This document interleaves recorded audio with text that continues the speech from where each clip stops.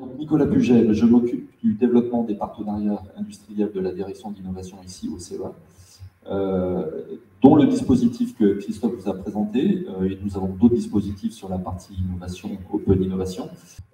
Plus de Sport est une association affiliée à G2R, la mondiale d'équipe cycliste professionnelle. Donc sur ce site de Voiron, Plus de Sport est une équipe qui encadre l'équipe AG2R U19, donc tous les espoirs avant l'équipe pro qui est basée à Chambéry, de pouvoir analyser pendant l'effort l'activité du sportif.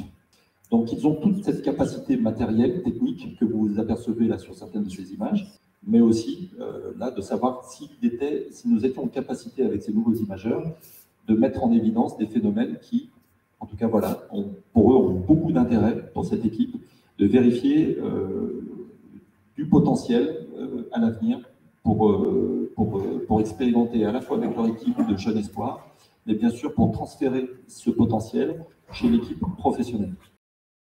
Moi, je suis Sébastien Ball, je travaille directement sur la plateforme Systemlab et je m'occupe plus particulièrement de la partie post-traitement des images, soit au niveau algorithmique ou intelligence artificielle derrière.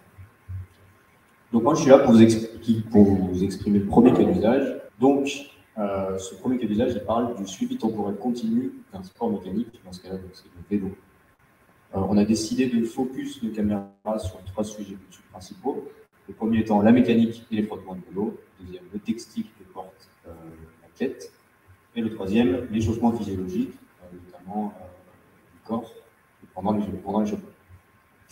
Donc, on parlait du premier cas, la mécanique et les frottements. Donc, ce que vous voyez en haut à gauche, c'est une caméra thermique.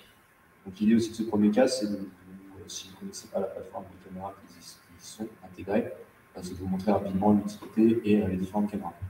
Donc, si vous regardez en haut à gauche, vous voyez une caméra thermique, du coup. Et en fait, on a demandé aux cyclistes de freiner. Donc, il faut savoir que les routes sont un tapis roulant, donc de freiner très légèrement, parce qu'on ne peut pas s'arrêter.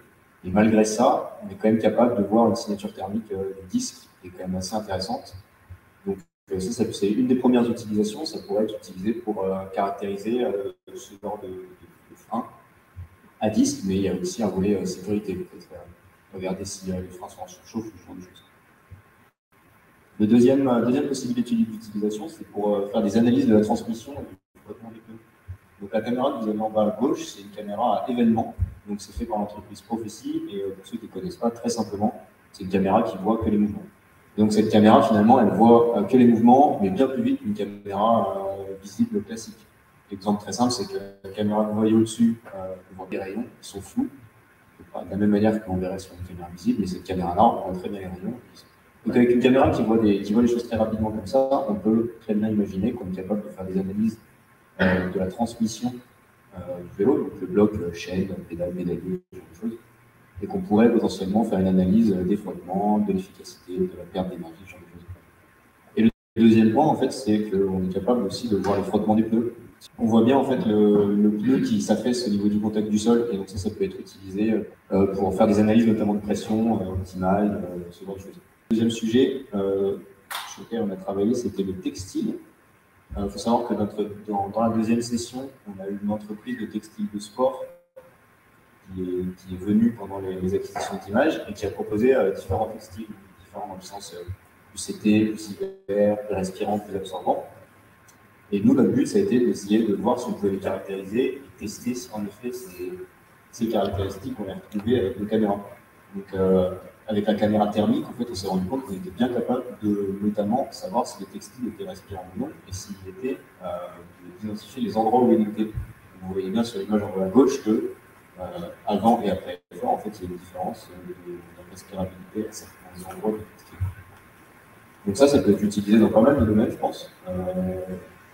Des tissus pour les caractériser, faire un test, ça peut être intéressant. Et le troisième sujet, la physiologie sportive, donc au sens de l'échauffement de l'athlète.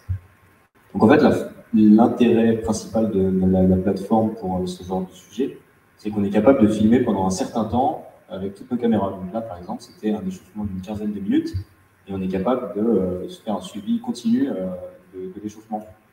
Et ça permet en fait si on fait un suivi continu, de pouvoir faire une analyse d'image ensuite et de pouvoir créer autant de métriques qu'on le souhaite par rapport au temps.